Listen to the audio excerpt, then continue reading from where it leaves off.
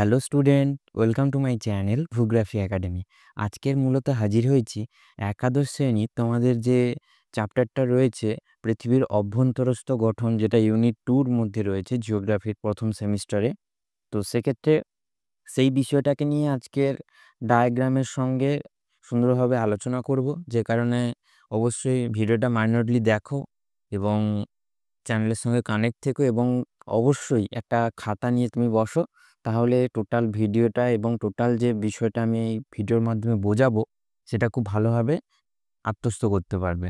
তো চলো তাহলে ভিডিওটা শুরু করা যাক। তাহলে আজকের টপিক হচ্ছে পৃথিবীর অভ্যন্তরস্থ গঠন, পৃথিবীর অভ্যন্তরের তথ্যের উৎস, পৃথিবীর ভূ অভ্যন্তর ভাগ বিশ্লেষণে ভূমিকম্প বিদ্যার প্রয়োগ, তার সঙ্গে আর একটা যেটা রয়েছে পৃথিবীর স্তর বিন্যাস। ঠিক আছে, এবারে আমি আজকে তোমাদের নিয়ে যাব আমরা যে পৃথিবীর উপরে বাস করে আছি তার ভেতরে কি রয়েছে। অর্থাৎ আমরা তো অনেক ধরনের ফেনোমেনা দেখি, যে হঠাৎ করে কোথাও যে অগ্ন্যুৎপাত হচ্ছে, কোথাও ভূমিকম্পের সৃষ্টি হচ্ছে। তাহলে এগুলো কিভাবে হচ্ছে, ভিতরে কি চলছে, কি ফাংশন চলছে, যার কারণে এই সমস্ত ঘটনাগুলো আমাদের চোখে পড়ে। ঠিক আছে, তো সেই সমস্ত জিনিসগুলো ভালোভাবে বোঝার জন্য অবশ্যই ভিডিওটা পুরো দেখতে হবে। আর এটা তোমাদের এমসিকিউ বেসড এক্সাম হবে, যে কারণে ছোট ছোট প্রচুর কোশ্চেন্স হয় এই টপিকটা থেকে। তো আমি বলে দেবো কোন কোন কোশ্চেন্সগুলো ইম্পর্টেন্ট, কোনগুলো আসতে পারে।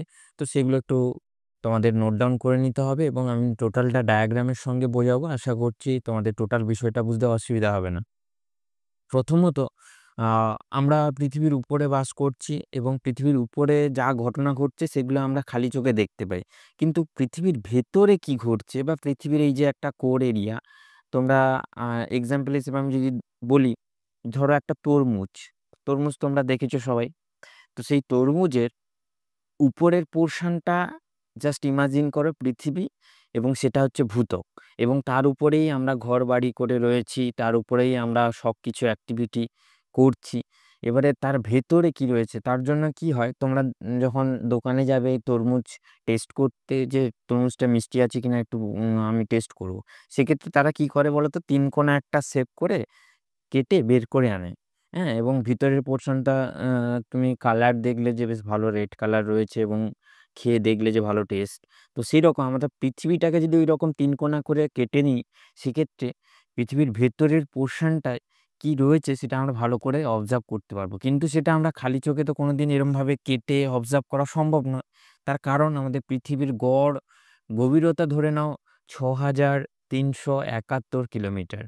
তুমি ভাবো, ৬,৩৭১ কিলোমিটার গভীরতা পর্যন্ত কারোর পক্ষে যাওয়া সম্ভব না, এবং তার ভেতরে ৪,০০০ ডিগ্রি সেন্টিগ্রেড পর্যন্ত তাপমাত্রা, সেখানে কোনো মানুষ কোনো যন্ত্র হ্যাঁ নিয়ে গেলেও সেটা টিকবে না, সঙ্গে সঙ্গে গলে যাবে। ঠিক আছে, এর মতো অবস্থায় কিছু সায়েন্টিফিক ব্যাখ্যা, কিছু সায়েন্টিফিক অবজারভেশন, যেগুলোর সাহায্যে আমরা কিছু ইনফরমেশন পেয়েছি, সেগুলো আজকে তোমাদের সামনে প্রেজেন্ট করছি। তো চলো, প্রথমত আমরা এই যে পৃথিবীর ভেতরে কি রয়েছে সেটা বুঝতে গেলে প্রথমত যেটা আমাদের মাথায় আনতে হবে, যে কি কি তথ্যের সোর্স রয়েছে, যেগুলোর অবলম্বনে আমরা ভিতরে কি রয়েছে সেটা বুঝতে পারবো। তার জন্য তথ্যের দুটো সোর্স রয়েছে, একটা হচ্ছে প্রাইমারি সোর্স আর একটা হচ্ছে সেকেন্ডারি সোর্স, বা যেটাকে আমরা বলতে পারি প্রত্যক্ষ যে সোর্স যেটা, বা প্রত্যক্ষ উৎস, আর একটা হচ্ছে পরোক্ষ উৎস, যেটাকে ইনডাইরেক্ট সোর্স বলে। ঠিক আছে, এবারে প্রত্যক্ষ উৎস হিসেবে আমি আমার আগের ভিডিওতে আলোচনা করেছিলাম যে পৃথিবীর উৎপত্তি, অর্থাৎ পৃথিবী কিভাবে সৃষ্টি হলো তা নিয়ে বিভিন্ন ধরনের হাইপোথিসিস রয়েছে। কান্টের নেবুলা হাইপোথিসিস, তারপরে জোয়ারি তত্ত্ব, জেন্স এবং জেফ্রিসের, তারপরে বিগ ব্যাং থিওরি, এরকম অনেক অনেক থিওরি রয়েছে। এবং সেই সমস্ত থিওরিগুলো অবজার্ভ করে আমরা একটা জিনিস বুঝেছি, যে আমাদের পৃথিবী একটা সময় জ্বলন্ত গ্যাসীয় পিণ্ড ছিল, এবং সেটা আস্তে আস্তে করে কুলিং প্রসেসের মাধ্যমে ঠান্ডা হয়েছে। ঠান্ডা হয়েছে বলে জীবের সেখানে অস্তিত্ব হয়েছে, এবং মানুষ সেখানে বসবাস করতে পারছে। ঠিক আছে, এবারে পৃথিবী যখন উৎপত্তি হয় সেই রকম সেই সময় ছোট ছোট পাথর চাই, বোল্ডার, এগুলো সেই সময় এরকম মহাকাশে ভেসে বেড়াচ্ছিল। এখনো ভেসে বেড়াচ্ছে, যে এখন উল্কাপাত হয় আমরা শুনি। তো সেগুলো সম্পূর্ণ সেই সমস্ত জিনিস যেগুলো পৃথিবীর মাধ্যাকর্ষণ এরিয়ার মধ্যে চলে আসলে তখন সেটা পৃথিবীর দিকে চলে আসে, এবং আমাদের যে বায়ুমণ্ডল রয়েছে, বায়ুমণ্ডল নিয়ে আমি পরের ভিডিওতে আলোচনা করব। এখন জাস্ট জিস্ট একটা বলে দিই। বায়ুমণ্ডলে আমরা জেনারেলি কটা স্তর জানি। প্রথমে আসছে তোমার ট্রপোস্ফিয়ার, তারপরে স্ট্র্যাটোস্ফিয়ার, তারপরে হচ্ছে মেসোস্ফিয়ার। এই যে মেসোস্ফিয়ার যে অঞ্চলটা রয়েছে, এই অঞ্চলে বেসিক্যালি এই উল্কাপাত যেগুলো হয় সেগুলো বেসিক্যালি এইখানে পুড়ে ছাই হয়ে যায়। ছাই হয়ে যায় বলে সেটা আমাদের পৃথিবীতে এসে পড়ে না। তার মধ্যে কিছু কিছু উল্কাপাত যেগুলো ছাই না হয়ে চলে আসে পৃথিবীর মধ্যে। তো সেই স্যাম্পেলগুলো কালেক্ট করে সেগুলো মূলত তোমার বিভিন্ন ধরনের যে ঘনত্ব, অর্থাৎ সেই যে উল্কাপিণ্ডটা যেটা পড়েছে ধর পৃথিবীতে এসে পৌঁছেছে, তার ঘনত্ব কি রয়েছে, তার রাসায়নিক গঠন কি রয়েছে, তার খনিজ বিশ্লেষণ করে একটা ইনফরমেশন পাওয়া যায়, যেটাকে আমরা ডিরেক্ট সোর্স হিসেবে ধরছি। হ্যাঁ, তাহলে একটা গেল উল্কাপিণ্ড, তারপরে হচ্ছে খনি কিংবা তোমার মাইনিং। অর্থাৎ এই যে মাইনিং কিংবা খনি, সেটা বেসিক্যালি মানুষের ক্ষেত্রে সম্ভব হয়েছে অ্যাপ্রক্স 4 কিলোমিটার পর্যন্ত গভীরে খনন করা। এবারে এই খনির থেকে খনন করাটা যেটা 4 কিলোমিটার গভীর পর্যন্ত হয়েছে, তার একটা জায়গার নাম রয়েছে, এটা হচ্ছে তোমার সাউথ আফ্রিকা। ঠিক আছে, সেখানে একটা গোল্ড মাইন রয়েছে, এখানে আমি লিখে দিচ্ছি। 4 কিলোমিটার পর্যন্ত মাইনিং করে যাওয়া গেছে এবং সেখানে সেটা যেটা জায়গার নাম, এটাও তোমাদের এক্সামে আসতে পারে, মানে জিজ্ঞেস করতে পারে। সেটা হচ্ছে তোমার সাউথ আফ্রিকার গোল্ড মাইন।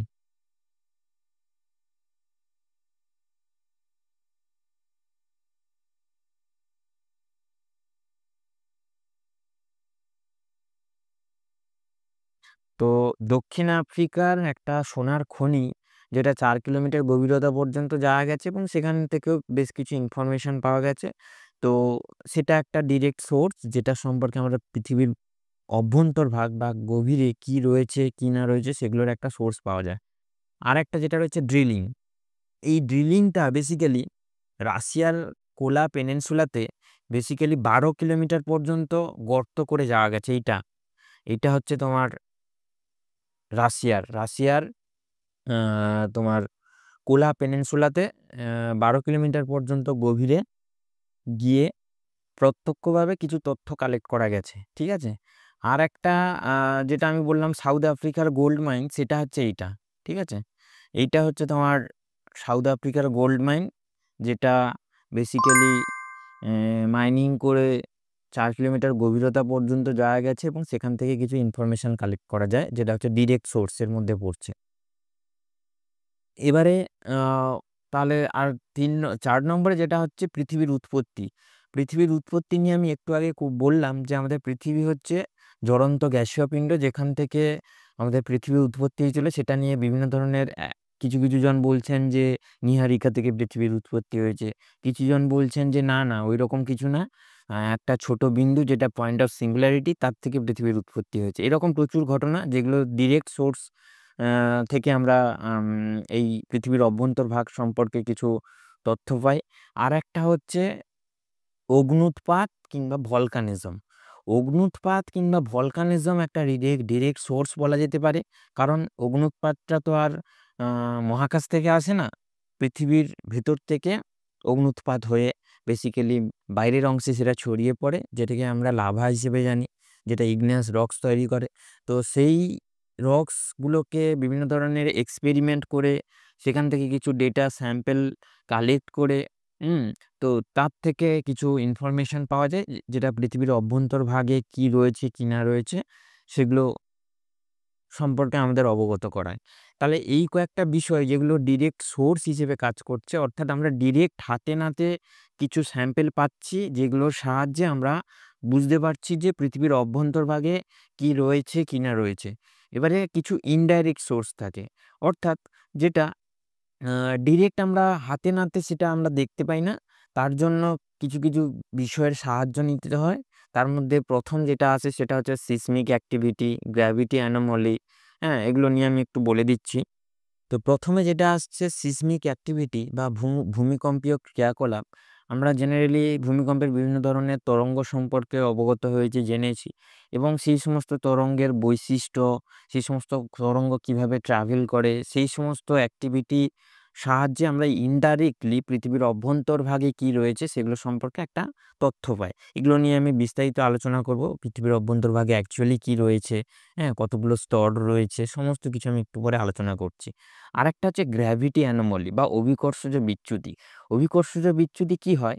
আমরা একটা পাহাড়ের উঁচু অংশে যে অভিকর্ষজ টান অনুভব করব, সেটা একটু নিচে এসে যদি অবজার্ভ করি, তার একটা ডিফারেন্সিয়েশন থাকে। ঠিক আছে? এবারে সেগুলো হচ্ছে এই অভিকর্ষজ বিচ্যুতি, যেটার সাহায্যে আমাদের এই যে পৃথিবীর অভ্যন্তরভাগে কি কি মেটেরিয়াল কিংবা পদার্থ দ্বারা আমাদের পৃথিবীর অভ্যন্তরভাগ গঠিত, যার সাহায্যে অভিকর্ষজ অসঙ্গতি কিংবা বিচ্যুতি লক্ষ্য করা যায়। তো সেটা একটা ইনডাইরেক্ট সোর্স হিসেবে আমরা জানতে পারবো। এবারে ভূ অভ্যন্তরের তাপ যেটা আমরা জেনারেলি জানি, প্রত্যেক কিলোমিটারে আমরা যদি ভূপৃষ্ঠ থেকে 1 কিলোমিটার গভীরে প্রবেশ করি, সেক্ষেত্রে প্রায় অ্যাপ্রক্স ধরে নাও 30 ডিগ্রি সেন্টিগ্রেড মতো টেম্পারেচার ইনক্রিজ হয়।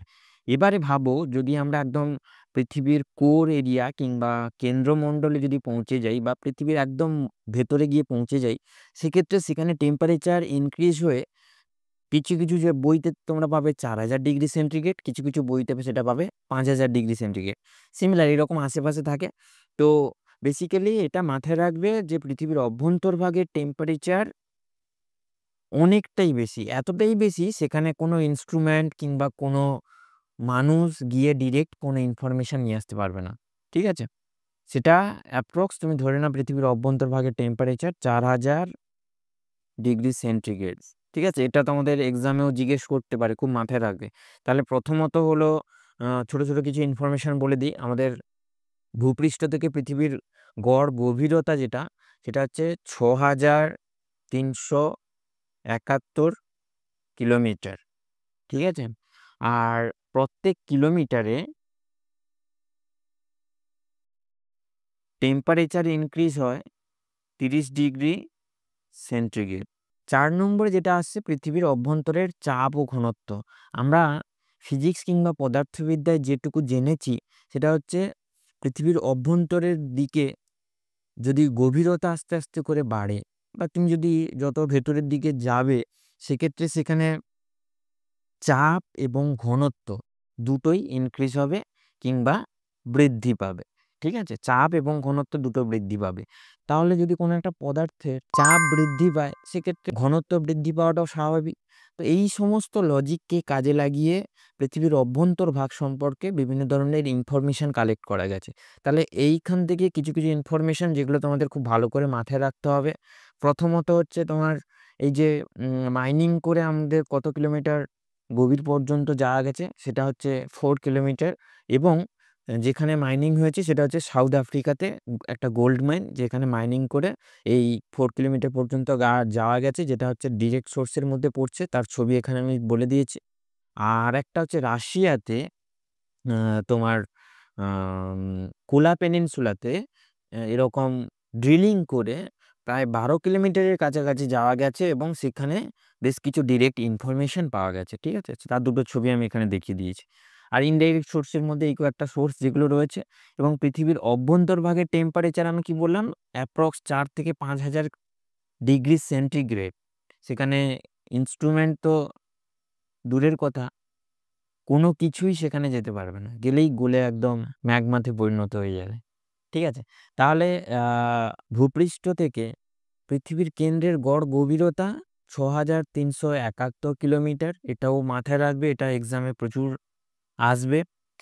এছাড়াও অনেক অনেক বইতে 6373 কিলোমিটার রয়েছে, কিছু কিছু বইতে 6371 কিলোমিটার রয়েছে। তো এটা নিয়ে কনফিউজড হওয়ার কিছু নেই, 6371টাই মাথায় রেখো।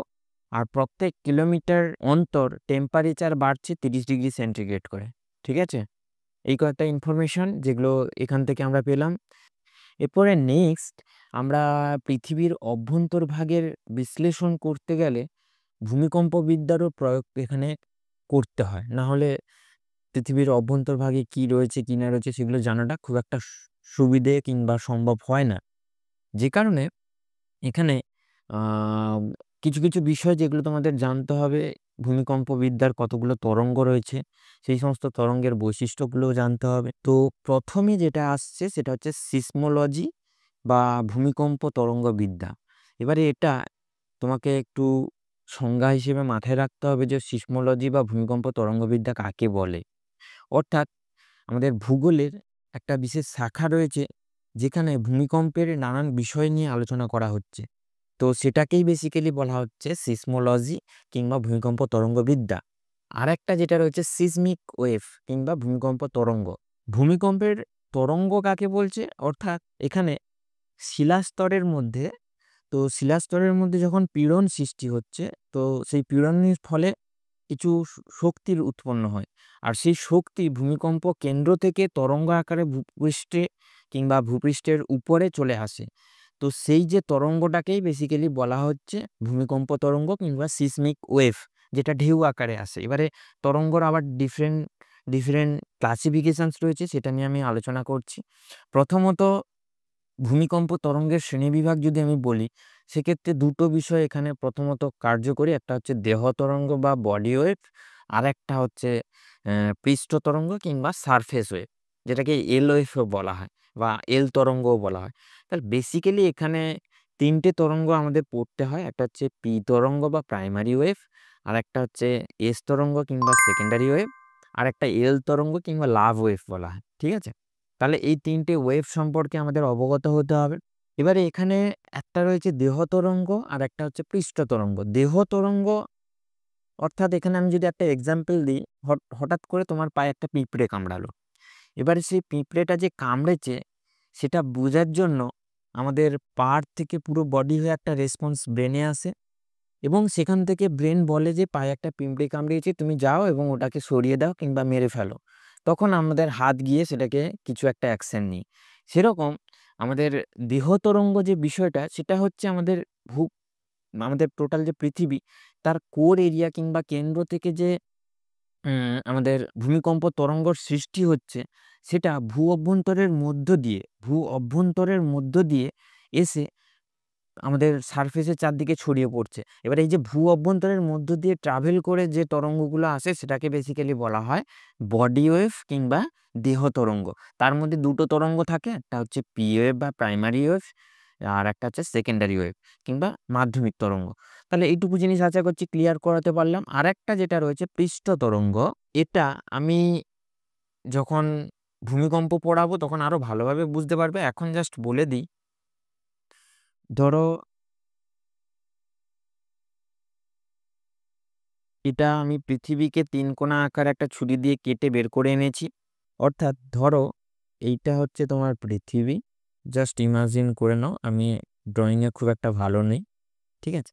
এবার তার এইটুকু অংশ কেটে বের করে এনে সেটাকে আমি যদি ব্যাখ্যা করি, সেক্ষেত্রে ধরো পৃথিবীর কেন্দ্রে কোনো একটা জায়গায়, এই জায়গাটায় থেকে তোমার ভূমিকম্পের উৎপন্ন হলো, এবং সেটা এরমভাবে এসে তোমার ভূপৃষ্ঠে হিট করলো। তাহলে এটাকে আমরা বলি কেন্দ্র, ভূমিকম্পের কেন্দ্র। আর যেখানে এসে হিট করে ভূপৃষ্ঠে প্রথমে, সেটাকে বলা হয় উপকেন্দ্র। এবারে এই উপকেন্দ্র থেকে যখন মন্থর গতিতে ভূপৃষ্ঠের চারদিকে এই তরঙ্গটা ছড়িয়ে পড়ছে, হ্যাঁ, তো সেই যে তরঙ্গটা যেটা তির্যকভাবে ভ্রমণ করছে, যেটাকেই বেসিক্যালি বলা হয় পৃষ্ঠ তরঙ্গ কিংবা পার্শ্ব তরঙ্গ, কিংবা যেটাকে সারফেস ওয়েভ বলা হয়, কিংবা এটাকে এল তরঙ্গও বলা হয়।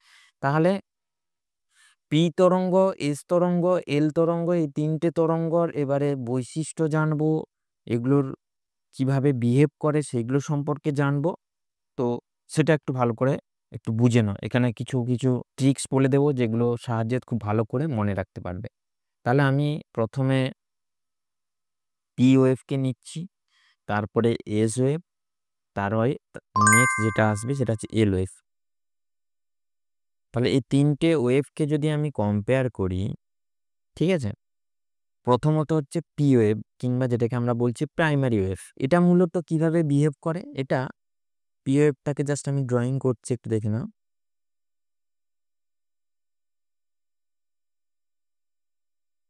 এরমভাবে এই তরঙ্গটা বেসিক্যালি ট্রাভেল করে। আর এস ওয়েভ বেসিক্যালি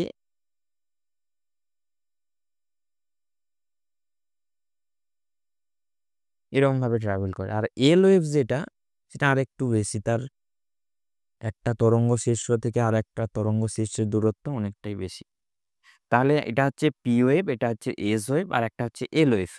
এবারে পি ওয়েভ যেটা, তার ওয়েভ সবসময় হচ্ছে বেশি হবে, কারণ দেখো আমি এইটুকু এরিয়ার মধ্যে কতগুলো ওয়েভ পাচ্ছি, কিন্তু এস এর ক্ষেত্রে মানে ঢেউ যেটাকে বলে, বাংলা কথায় একদম পাতি বাংলার কথায় যেটাকে ঢেউ বলে, তো সেই ঢেউটা দেখো এইটুকুর মধ্যে কতগুলো ঢেউ বা কতগুলো ফ্রিকোয়েন্সি তৈরি হয়েছে, কিন্তু এটার মধ্যে কম, এটার মধ্যে আরো কম।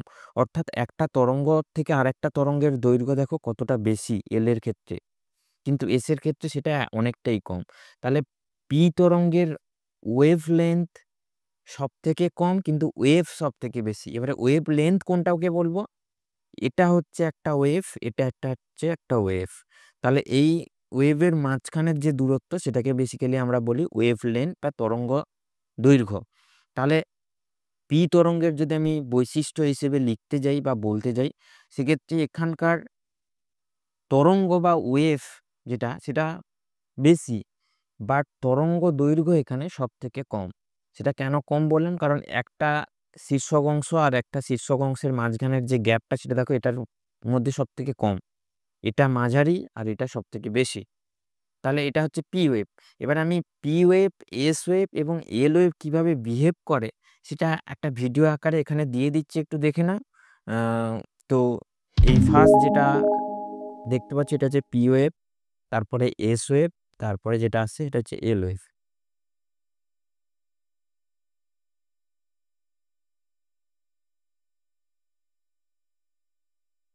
এবারে এখানে একটা ট্রিক্স যেটা আমি বলে দিচ্ছি, একটু ভালো করে মাথায় ভরে নাও, তাহলে এটা কোনোদিন আর ভুলবে না। এল তরঙ্গ যেটাকে লাভ ওয়েভও বলা হয়।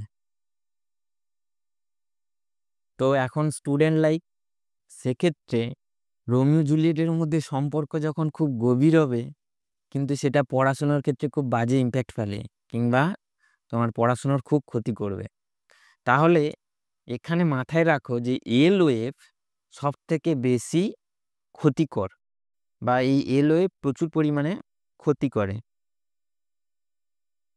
করে, কিংবা এর ধ্বংসাত্মক ক্ষমতা সব থেকে বেশি।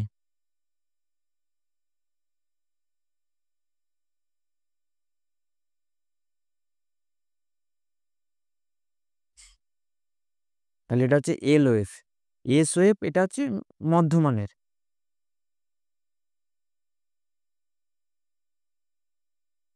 আর এটা হচ্ছে কম। তাহলে এল ওয়েভটা হচ্ছে ক্ষতি করে সব থেকে বেশি, এস ওয়েভ মডারেট লেভেলের ক্ষতি করে, এবং পি ওয়েভ সেটা হচ্ছে কম ক্ষতি করে। তাহলে এটা মনে রাখার সব থেকে ট্রিক্স যেটা ইজিলি তোমাদের মাথায় থাকবে, ভালোবাসা প্রেম এই বয়সে খুব পড়াশোনার ক্ষেত্রে খুব ইম্প্যাক্ট ফেলে, সেটা এখানে আমি জাস্ট অ্যাজ এ এক্সাম্পল হিসেবে বা মনে রাখার ট্রিক্স হিসেবে বলে দিলাম। এরপরে যদি আমি গতিবেগের কথা বলি, সেক্ষেত্রে দেখো এখানে পি ওয়েভ যেটা রয়েছে, বা যেটা আমাদের প্রাইমারি ওয়েভ হিসেবে আমরা জানছি, তার গতিবেগ অ্যাপ্রক্স 6 কিলোমিটার, ম্যাক্সিমাম বইতে 6 কিলোমিটারই পাবে পার সেকেন্ড। অর্থাৎ 1 সেকেন্ডে এই পি ওয়েভ 6 কিলোমিটার পর্যন্ত ট্রাভেল করতে পারে। এবারে এস ওয়েভ যেটা রয়েছে, সেটা বেসিক্যালি 1 সেকেন্ডে 3 কিলোমিটারের কাছাকাছি ট্রাভেল করে, 3 কিলোমিটার পার সেকেন্ড। আর এল ওয়েভ যেটা ট্রাভেল ক্ষমতা সব থেকে কম, সেটা বেসিক্যালি ধরে নাও 1.5 পার সেকেন্ড। তাহলে পি ওয়েভ সেকেন্ডে 6 কিলোমিটার পর্যন্ত ট্রাভেল করতে পারে, এস ওয়েভ সেকেন্ডে 3 কিলোমিটার, এবং এল ওয়েভ সেকেন্ডে 1.5 কিলোমিটার। এইটুকু জিনিস আশা করছি মাথায় থাকবে। এরপরে এই পি ওয়েভটা বেসিক্যালি তোমার বাতাসের মধ্যে দিয়েও ট্রাভেল করে, তারপরে 2 নম্বরে তরলের পদার্থের মধ্যে দিয়েও ট্রাভেল করে, এবং কঠিন পদার্থের মধ্যে দিয়েও ট্রাভেল করে। কিন্তু সেকেন্ডারি ওয়েভ যেটাকে আমরা এস ওয়েভ বলছি, সেটা বেসিক্যালি শুধু কঠিন পদার্থের মধ্যে ট্রাভেল করতে পারে। এটা একটু ভালো করে মাথায় রাখবে। আমি এরপরে সিসমিক শ্যাডোজোন যখন বোঝাবো এই ট্রাভেলিংয়ের ব্যাপারটা, অর্থাৎ পি ওয়েভ বেসিক্যালি বাতাস, তরল পদার্থ কঠিন পদার্থের মধ্যে দিয়েও যেতে পারে। আর এস ওয়েভ যেটা সেটা অনলি কঠিন পদার্থের মধ্যে যেতে পারে, এবং এল ওয়েভ যেটা পৃথিবীর অভ্যন্তরীণ ভাগের মধ্যে দিয়ে ট্রাভেল করতে পারে না। ঠিক আছে, এল ওয়েভ যেটা সেটা পৃথিবীর অভ্যন্তর ভাগে ট্রাভেল করতে পারে না। এবারে আমি যদি বলি স্থায়িত্বের ব্যাপার, অর্থাৎ কোনটা বেশিক্ষণ স্থায়ী করে কোনটা কম স্থায়ী করে, এটা আমাকে বলো তো। এই এল ওয়েভের যদি আমি কথা বলি, এটা কত বেশি স্থায়ী করবে না কম স্থায়ী করবে? ভালোবাসা, প্রেম, এগুলো স্টুডেন্ট লাইফে তুমি ধরো কোনো একটা রিলেশনশিপ, দীর্ঘদিনের লায়লা মজনুর প্রেম চলেছে, এবারে সেক্ষেত্রে যদি হঠাৎ করে ব্রেকআপ হয়ে যায়, হ্যাঁ, তো সেখান থেকে বেরিয়ে আসাটা কিন্তু খুব কষ্টসাধ্য ব্যাপার, কিংবা খুব সময় সাপেক্ষ ব্যাপার। ঠিক আছে, অর্থাৎ এল ওয়েভ যেরকম ধ্বংসাত্মক সেরকম এটা বেশিক্ষণ স্থায়ীও করে। বাট এস ওয়েভ যেটা মডারেট কিংবা মধ্যমানের স্থায়ী করে, এবং পি ওয়েভ যেটা হচ্ছে ক্ষণস্থায়ী, বেশিক্ষণ স্থায়ী করে না। ঠিক আছে, তাহলে এই কয়েকটা কনসেপ্ট আশা করছি ক্লিয়ার করতে পারলাম। পি, এস এবং এল ওয়েভ এর ফিচার্স কিংবা বৈশিষ্ট্য, এগুলো যদি তোমাদের ছবি আকারেও দেয়, সেক্ষেত্রে আমি এখানে পি, এস এবং এল ওয়েভ কীভাবে ট্রাভেল করে তার একটা ভিজুয়াল রিপ্রেজেন্টেশন আমি এখানে দিয়ে দিয়েছিলাম। আশা করছি সেটা দেখে ক্লিয়ারভাবে বুঝতে পারলে। তাহলে এই তিনটে ওয়েভ সম্পর্কে আজকে আলোচনা হলো। এরপরে যেটা আমি আলোচনা করছি সেটা হচ্ছে সিসমিক শ্যাডো জোন বা ভূমিকম্প ছায়াবলয়। ছায়াবলয়টা কাকে বলে? প্রধানত এটা বেসিক্যালি পৃথিবীর উপকেন্দ্র থেকে তার বিপরীত দিকে, অর্থাৎ পৃথিবীর উপকেন্দ্র আমি কোনটাকে বলেছিলাম, এটা হচ্ছে উপকেন্দ্র। তাহলে এই উপকেন্দ্রের বিপরীত দিক মানে কি? এটা হবে এবং এটা হবে। তাহলে ভূমিকম্পের যে উপকেন্দ্র তার বিপরীত দিকে পি ওয়েভ এবং এস ওয়েভ, এই দুটো ওয়েভ ভূমিকম্প তরঙ্গবিহীন একটা অঞ্চলের সৃষ্টি করে, বা ভূমিকম্প তরঙ্গ পি এবং এস এই বিপরীত দিকে আসতে পারে না। হ্যাঁ, তাহলে এই যে আসতে পারে না তার যে একটা অঞ্চল তৈরি করে, সেটা বেসিক্যালি 104 ডিগ্রি থেকে 140 ডিগ্রির একটা কৌণিক দূরত্বের মধ্যে এরকম একটা অঞ্চল তৈরি করে, যেটাকে বেসিক্যালি বলা হয় সিসমিক শ্যাডো জোন কিংবা ভূমিকম্প ছায়া বলা হয়। তাহলে 104 ডিগ্রি মানে আমি জাস্ট এখান থেকে এই পর্যন্ত এইখানে 90 ডিগ্রি হবে, বা যেটাকে আমরা সমকোণ বলি। এবারে তার থেকে আরেকটু নিচে মানে এই যে অ্যাঙ্গেলটা এসছে এটা অ্যাপ্রক্স তোমার 104 ডিগ্রি, 105 ডিগ্রি, 100 কাছাকাছি থাকে। কিছু কিছু বইতে আবার 104 থাকে, আবার কিছু কিছু বইতে 105 থাকে। ঠিক আছে, তো সেগুলো বলে দিলাম, একটু ভালো করে মাথায় রাখবে। তাহলে 104 ডিগ্রি থেকে 140 ডিগ্রি, অর্থাৎ এখান থেকে এইরকম অ্যাঙ্গেলের মধ্যে, এটার ক্ষেত্রেও সেম এরকম অ্যাঙ্গেলের মধ্যে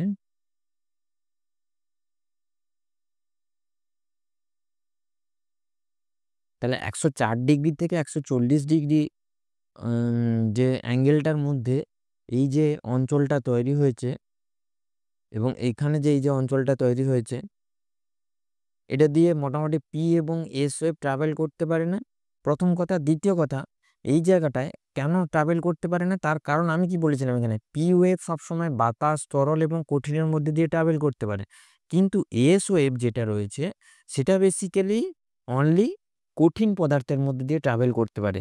কিন্তু আমাদের পৃথিবীর অভ্যন্তরভাগে তো আর কঠিন পদার্থ নেই, সেখানে সান্দ্র অ্যাস্ট্রোস্ফিয়ার রয়েছে, লাভা রয়েছে। হ্যাঁ, তো সেই যে সান্দ্র পদার্থগুলো রয়েছে সেগুলোর মধ্যে দিয়ে এই ওয়েভগুলো খুব একটা সুইটেবলভাবে ট্রাভেল করতে পারে না। প্রথম কথা হচ্ছে সেকেন্ডারি ওয়েভ তো পারেই না, কিন্তু প্রাইমারি ওয়েভ যেটা অল্প বিস্তর ট্রাভেল করে, সেক্ষেত্রে অভ্যন্তরভাগে তো আমি কি বলেছিলাম, ম্যাগমা রয়েছে। এবারে ম্যাগমা যেটা রয়েছে এটাকে তুমি ধরো না ম্যাগমা। এবারে অনেক স্টুডেন্টদের ম্যাগমা এবং লাভা নিয়ে কনফিউশন হয়। সবসময় মাথায় রাখবে মাটির নিচে যেটা থাকে সেটা ম্যাগমা, মাটির আর নিচে যেটা থাকে সেটা হচ্ছে ম্যাগমা, আর মাটির উপরে যেটা চলে যায় বা ভূপৃষ্ঠের উপরে যেটা আসে সেটাকে আমরা বলি লাভা। ঠিক আছে, তাহলে এই ভূ অভ্যন্তরভাগে যে ম্যাগমাটা রয়েছে, এই ম্যাগমার মধ্যে দিয়ে এস তরঙ্গ তো ট্রাভেল করতেই পারে না, কিন্তু পি তরঙ্গ যেটা রয়েছে এখানে দেখো, এস তরঙ্গ শুধু কঠিন পদার্থের মধ্যে ট্রাভেল করে, কিন্তু পৃথিবীর অভ্যন্তরভাগে তো ম্যাগমা চেম্বার রয়েছে, সেটা তো সান্দ্র পদার্থ। এবারে সান্দ্র পদার্থের মধ্যে দিয়ে তো আর এস তরঙ্গ ট্রাভেল করতে পারবে না, যে কারণে এস তরঙ্গ মোটামুটি উপকেন্দ্র থেকে এরমভাবে বেরিয়ে আসে এই জায়গাটায়, আর এই জায়গাটার পরে আর এই জায়গার এই যে এরিয়াটা যেটা আমি করেছি, হাইলাইট করেছি, এই এরিয়ার মধ্যে আর ঢুকতে পারে না। কিন্তু পি তরঙ্গ যেটা রয়েছে বা প্রাইমারি তরঙ্গ যেটা রয়েছে, সেটা ম্যাগমার ঘনত্বের পার্থক্যের জন্য কি হয়, বেঁকে যায় কিংবা তার একটা প্রতিসরণ ঘটে। ঠিক আছে, যে কারণে এই যে অংশটা, এই নিচের যে এইটুকু অংশটা, এটাই তাহলে তোমার এস তরঙ্গ পৌঁছতেই পারছে না, তাহলে এটা হচ্ছে এস তরঙ্গের ছায়া বলয় আমরা বলতে পারি। ঠিক আছে, কারণ এস তরঙ্গ তরল পদার্থের মধ্যে দিয়ে ট্রাভেল করতে পারে না, শুধু কঠিন পদার্থের মধ্যে ট্রাভেল করে। আর পি তরঙ্গ যেটা রয়েছে সেটা কঠিন, তোমার তরল কিংবা বাতাস এগুলোর মধ্যে দিয়ে ট্রাভেল করে ঠিকই, কিন্তু ম্যাগমার ঘনত্বের পার্থক্যের জন্য তার একটা প্রতিসরণ হয় কিংবা বেঁকে যায়, যে কারণে 104 ডিগ্রি থেকে 140 ডিগ্রি যে অ্যাঙ্গেলটা রয়েছে, এই অ্যাঙ্গেলের মধ্যে দিয়ে পি তরঙ্গ এবং এস তরঙ্গ প্রবেশ করতে পারে না। তো এই অ্যাঙ্গেলটাকে বা এই এরিয়াটাকে বলা হয় সিসমিক শ্যাডো জোন কিংবা ভূমিকম্পের ছায়া বলয়। আশা করছি এইটুকু অংশ আমি বোঝাতে পেরেছি তোমাদের। এবারে পৃথিবীর অভ্যন্তরভাগ সম্পর্কে বিস্তারিত আলোচনা করছি, যেটা আরো ক্লিয়ারভাবে তোমার বুঝতে পারবে। পৃথিবীর অভ্যন্তরভাগের স্তরবিন্যাস যদি করি, মেজরলি 3টে স্তর হয়। একটা হচ্ছে ভূত্বক, আরেকটা হচ্ছে তোমার গুরুমণ্ডল,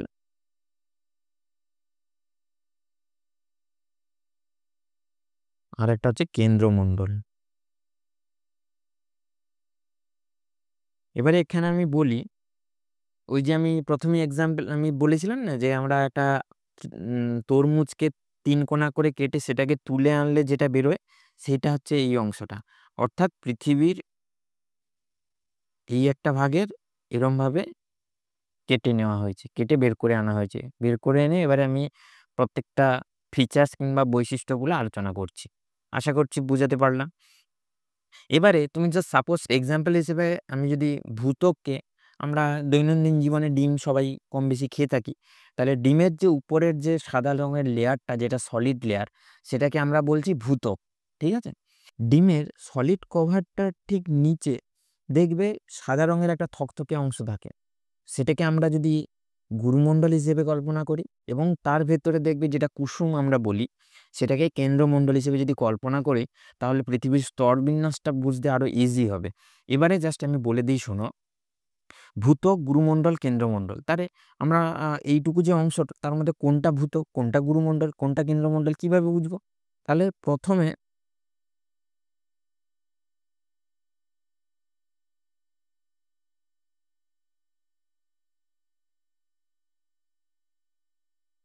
এইটুকু অংশ যেটা, সেটা হচ্ছে ভূত্বক। তারপরে রয়েছে এটা গুরুমণ্ডল, আর তারপরে এই নিচে যে এতটা অংশ যেটা রয়েছে, সেটা হচ্ছে তোমার কেন্দ্রমণ্ডল। এবারে এই ভূত্বক, গুরুমণ্ডল, কেন্দ্রমণ্ডল, এই যে 3টে লেয়ার রয়েছে বা স্তর রয়েছে, সেগুলোর প্রত্যেকটার ক্ষেত্রে একটা বিযুক্তি রেখা রয়েছে, যেটার দ্বারা ভূত্বক গুরুমণ্ডল থেকে আলাদা হয়েছে, গুরুমণ্ডল কেন্দ্রমণ্ডল থেকে আলাদা হয়েছে। এবারে এটা মনে রাখার একটা ট্রিক্স আছে, শর্ট ট্রিক্স আমি বলে দিচ্ছি।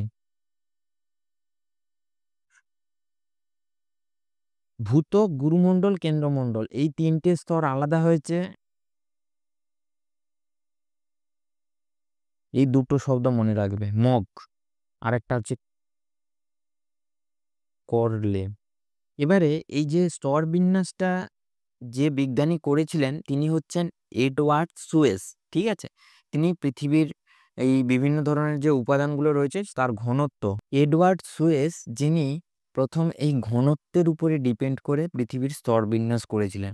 প্রথমটাকে তিনি বলেছিলেন ভূত্বক, সেকেন্ড যেটা রয়েছে সেটা হচ্ছে তোমার মধ্যস্তর, এবং একদম কেন্দ্রে যেটা রয়েছে সেটা হচ্ছে কেন্দ্রমণ্ডল। ঠিক আছে, এখান থেকেও একটা কোশ্চেন হতে পারে যে পৃথিবীর স্তরবিন্যাস কে প্রথম করেছিলেন, তিনি হচ্ছেন ভূবিজ্ঞানী এডওয়ার্ড সুয়েজ। ঠিক আছে, তাহলে এই জিনিসটা একটু ভালো করে মাথায় রাখবে। তাহলে আমাদের যেখানে ছিলাম সেটা হচ্ছে ভূত্বক এবং গুরুমণ্ডল কোন রেখাটা দ্বারা আলাদা হলো বা তার বিযুক্তি তলটার নাম কি, সেটা হচ্ছে আমি প্রথমে কি বলেছিলাম, এটার জন্য আমাদের এই ট্রিক্সটাকে মাথায় রাখতে হবে। এখানে ভূত্বক এবং গুরুমণ্ডল যে রেখাটা দ্বারা আলাদা রয়েছে সেটা হচ্ছে মোহ বিযুক্তি রেখা।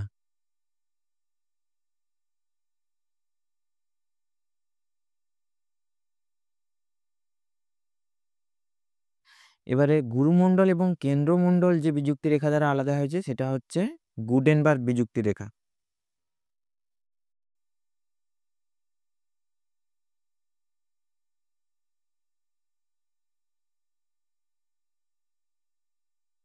তাহলে মাহর ম আর গুডেনবার্গের গ, তাহলে সেই দুটো মিলিয়ে হচ্ছে মগ, যেটাতে আমরা জল খাই, মগে করে জল খাই। তাহলে এই দুটো জিনিস যদি মাথায় থাকে তাহলে ভূত্বক, গুরুমণ্ডল, কেন্দ্রমণ্ডল তিনটে যে বিযুক্তি রেখা, তিনটের মধ্যে যে দুটো বিযুক্তি রেখা সেটা তাহলে খুব ক্লিয়ার ভাবে মাথায় থাকবে।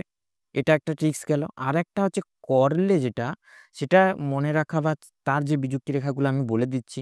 ভূত্বক বেসিক্যালি আবার দুটো স্তরে আলাদা হয়, এখানে মাথায় রাখো। প্রথমটা হচ্ছে তোমার শিয়াল, আর একটা হচ্ছে সীমা। আর গুরুমণ্ডল যেটা আলাদা হচ্ছে, প্রথমটা যেটা আসছে বহিঃগুরুমণ্ডল, আর নিচে যেটা রয়েছে সেটা হচ্ছে অন্তঃগুরুমণ্ডল। ঠিক আছে, তাহলে শিয়াল সীমা গেল, বহিঃগুরুমণ্ডল অন্তঃগুরুমণ্ডল গেল, এবং কেন্দ্রমণ্ডল যেটা রয়েছে সেটাও ওই রকম, বহিঃকেন্দ্রমণ্ডল আর একটা হচ্ছে অন্তঃকেন্দ্রমণ্ডল। ঠিক আছে, তাহলে এখানে আমি বহি লিখলাম, এটার নাম অন্ত। এবারে শিয়াল সীমা যে রেখা দ্বারা আলাদা হয়েছে সেটাকে বেসিক্যালি বলা হচ্ছে, এক সেকেন্ড আমি কালারটা চেঞ্জ করি। হ্যাঁ, শিয়াল সীমা যে রেখাটা দ্বারা আলাদা হয়েছে সেটা হচ্ছে কনরাড বিযুক্তি রেখা। তাহলে কোরলের ফার্স্ট লেটারটা এখানে গেল।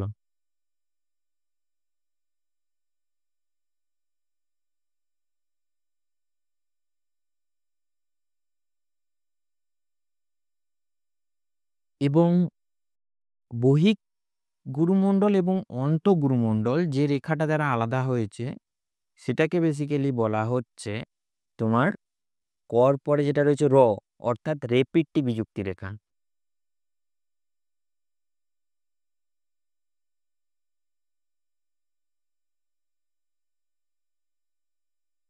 আর কেন্দ্রমণ্ডলের যেটা বহিঃকেন্দ্রমণ্ডল এবং অন্তঃকেন্দ্রমণ্ডল যেটা দ্বারা আলাদা হয়েছে সেটা হচ্ছে লাস্টে ল পড়ে আছে, অর্থাৎ লেম্যান বিযুক্তি রেখা।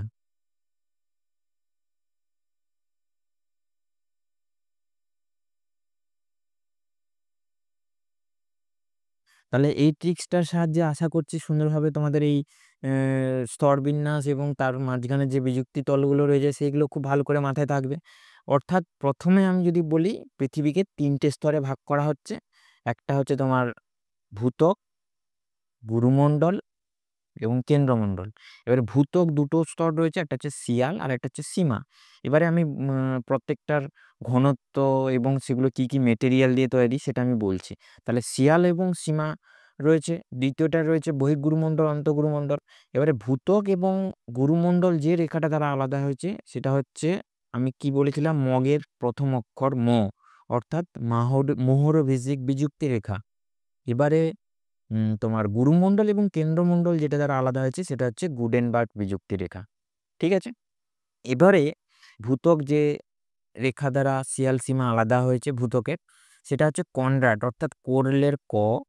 তারপরে হচ্ছে গুরুমণ্ডল এবং অন্তঃগুরুমণ্ডলে হচ্ছে রেপিটটি বিযুক্তি রেখা, এবং বহিঃকেন্দ্রমণ্ডল এবং অন্তঃকেন্দ্রমণ্ডল যেটা দ্বারা আলাদা হয়েছে সেটা হচ্ছে লেম্যান বিযুক্তি রেখা।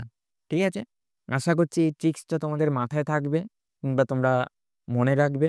এরপরে ঘনত্বর কথা যদি আমি বলি, সেক্ষেত্রে ভূত্বক যেটা, আমরা কি জানি বলতো, ধরো আমি একটা সাপোজ একটা এক্সাম্পল দিলাম, এটা একটা কাগজ এবং এটা একটা পেন। তাহলে আমি যদি কাগজ ফেলি এবং পেন ফেলি, কোনটা আগে নিচে পড়বে? যেটা ভারী, অর্থাৎ তোমার পেনটা আগে নিচে পড়বে, তারপরে কাগজটা পড়বে। অর্থাৎ পেনের ঘনত্বটা বেশি, কাগজের ঘনত্ব কম। তাহলে এর থেকে আমরা বুঝতে পারি যেটা বেশি ঘনত্বের পদার্থ সেটা সবসময় নিচে থাকবে এবং কম ঘনত্বের পদার্থগুলো উপরের দিকে থাকবে। এবারে আমাদের ভূপৃষ্ঠ কিংবা ভূত্বক যেটা রয়েছে সেটার ঘনত্ব সব থেকে কম। কত? এটা বেসিক্যালি তোমার অ্যাপ্রক্স ধরে রাখো 2.7 এরকম আশেপাশে থাকে গ্রাম পার ঘনসেমি। অর্থাৎ 2.7 গ্রাম পার ঘনসেমি হচ্ছে তোমার ভূত্বকের ঘনত্ব। ভূত্বকের ঘনত্ব এবারে এখানে দুটো ভাগ রয়েছে, একটা হচ্ছে সিয়াল আর একটা হচ্ছে সীমা। অর্থাৎ ভূত্বক কোন কোন পদার্থ দ্বারা গঠিত? একটা হচ্ছে সিআল অর্থাৎ এসআই হচ্ছে সিলিকা, আর এএল যেটা হচ্ছে সেটা হচ্ছে অ্যালুমিনিয়াম।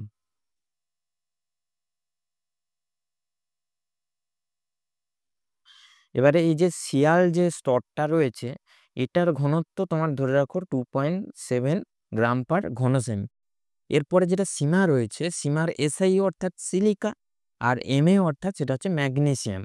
অর্থাৎ সীমা যে স্তরটা রয়েছে সিলিকা এবং ম্যাগনেসিয়াম দ্বারা গঠিত, বা এই স্তরের সিলিকা এবং ম্যাগনেসিয়াম যেটা রয়েছে সেটা হচ্ছে প্রধান উপাদান হিসেবে পরিগণিত, যে কারণে এটাকে আমরা সীমা স্তর বলছি। তাহলে এই জিনিসগুলো ভালোভাবে মাথায় থাকবে আশা করছি। সিয়াল এসআই মানে হচ্ছে সিলিকা, আর এল হচ্ছে অ্যালুমিনিয়াম, আর সীমার হচ্ছে এসআই হচ্ছে সিলিকা, আর এমএ হচ্ছে ম্যাগনেসিয়াম। আর লিখছি না, এখানে এখানে ধরছে না।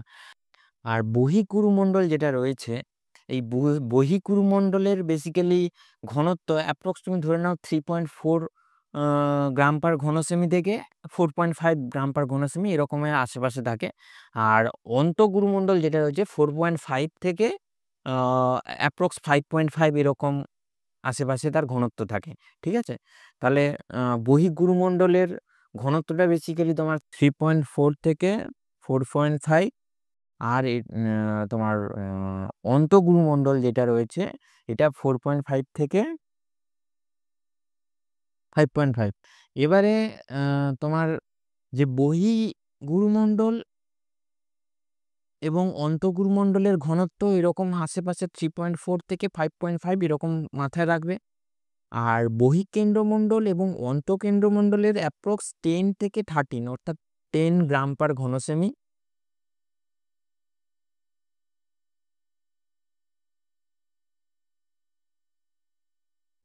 আর অন্তঃকেন্দ্রমণ্ডল ওরকম 13 আশেপাশে থাকে।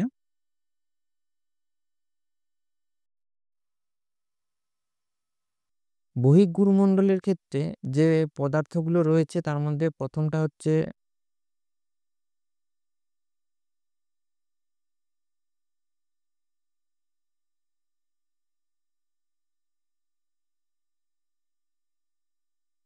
সিআর এফি এসআই এমএ অর্থাৎ প্রফেসিমা, আর এটা হচ্ছে এনআই এফি এসআই এমএ অর্থাৎ নিফেসিমা। অর্থাৎ সিআরে ক্রোমিয়াম, এফিতে লোহা, এসআইতে সিলিকা, এমএতে ম্যাঙ্গানিজ। আর নিফেসিমাতে হচ্ছে নিকেল, লোহা, সিলিকা, ম্যাঙ্গানিজ। অর্থাৎ এই কয়েকটা পদার্থ হচ্ছে বহিঃগুরুমণ্ডলের গুরুত্বপূর্ণ উপাদান, এবং অন্তঃগুরুমণ্ডলের যে সমস্ত উপাদানগুলো রয়েছে তার মধ্যে নিকেল, লোহা, সিলিকা, ম্যাঙ্গানিজ। আশা করছি এইটুকু জিনিস বোঝাতে পেরেছি। এবং লাস্টে যেটা রয়েছে তোমার কেন্দ্রমণ্ডল, কেন্দ্রমণ্ডলে সবথেকে ভারী ভারী পদার্থগুলোর সঞ্চয় থাকে, অর্থাৎ নিকেল আর লোহা এরকম ভারী ভারী পদার্থগুলো এই কেন্দ্রমণ্ডলে থাকে, যে কারণে তার ঘনত্বটা বেশি। এই ছিল আজকের ক্লাস, এবং এখানে আরও একটা গুরুত্বপূর্ণ বিষয় যেটা তোমাদের অবগত করাতে হবে, তার মধ্যে একটা হচ্ছে অ্যাস্টেনোস্ফিয়ার কিংবা ক্ষুব্ধমণ্ডল।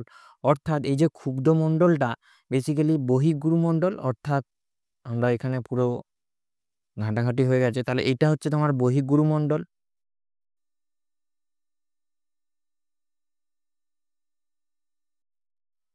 এই লক্ষ্য করো, এই লেজার প্রিন্টারটাকে লক্ষ্য করো।